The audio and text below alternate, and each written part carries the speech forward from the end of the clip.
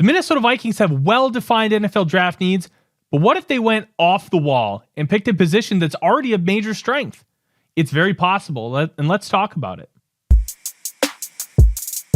The Minnesota Vikings are in a really intriguing position when it comes to the NFL draft. They have very simple, defined needs. They need to find help on the interior of the offensive line, a pass rusher on the interior of the defensive line, cornerback and safety help in droves, and a star running back to pair with Aaron Jones while he winds out the end of his career. They have to be able to address all of these, and they have $58 million in salary cap space to do it.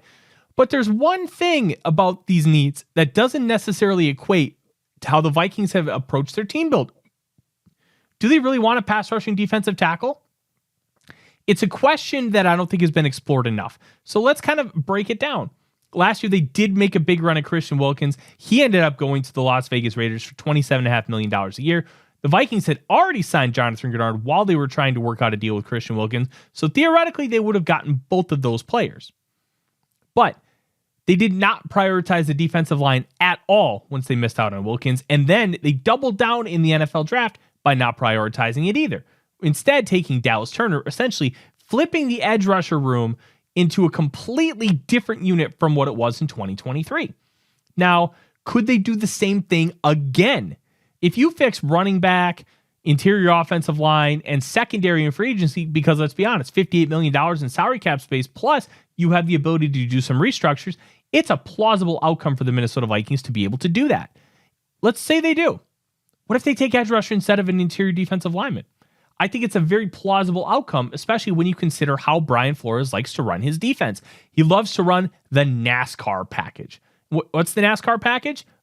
4 edge rushers. He loves to have 4 edge rushers. He put Jihad Ward, who's a bigger edge rusher, like 280, 285 on the interior. Pat Jones, who's really good at doing a lot of the dirty work, crashing on stunts, being able to eat up blockers to spring guys like Jonathan Grenard and Andrew Van Ginkel for open one-on-one opportunities. And they utilize more edge rushers than they did defensive linemen. So let's take a look at some of the snap counts. Harrison Phillips led all defensive tackles and snaps with 701 out of 1,188 possible defensive snaps. Jonathan Bullard was second with 590, and Jerry Tillery at third at 482. After that, you have Jalen Redmond, who had 236. Edge rushers, Andrew Van Ginkel, 973. Jonathan Grenard, 969. Jihad Ward, 505. Your third-ranked edge rusher is already your third defensive lineman. And the Vikings have 3 in their base package because they run a traditional style 3-4 that Brian Flores likes to use a lot of hybrid stuff with. Plus, Pat Jones, who had 459, would have been higher if he didn't miss nearly 3 complete games with a knee injury. He had 459. And then Dallas Turner, your 5th edge, had 310 snaps. They love to use edge rushers. They believe that edge rushers are the key to unlocking pass rushes, and they love to use stunts. They love to crash. They love to bring unique pressure looks. And by having multiple edge rushers, you can start to cycle guys in and out, and you can have really interesting blitz and pass rush packages. Plus, these guys have the ability to drop into coverage. You don't want Jonathan Grenard dropping into coverage a lot, but he can do it. And that kind of versatility and flexibility is so huge with how Brian Flores likes to attack. If you bring in a pass rushing defensive tackle, theoretically it would make a difference, and I think Brian Flores would make it work. But does he want that to be his strategy? Does he want to make it work like that? I have serious doubts and questions. You can make the argument that drafting your edge 4 in the first round might not be the best use of your resources, and I think that's a very valid point. However, if that guy is the best player on the board, with how the Vikings like to use their defense, edge 4 probably gets 50% of snaps again in 2025. I think that's a fair amount of snaps for a first-round pick. Plus, Andrew Van Ginkel's contract is expiring after the 2025 season, meaning he's bumped up to edge 2 or 3 depending on how things shake out with him and Dallas Turner.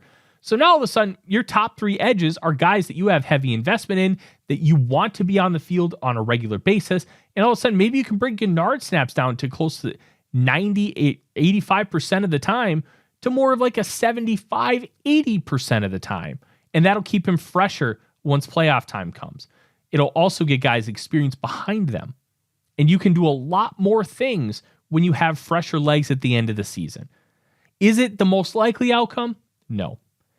But considering how the Vikings view premium positions, how they use their edge rushers and defensive linemen in this system, this is a very plausible outcome in the first round of the NFL draft, especially with how deep the edge group is.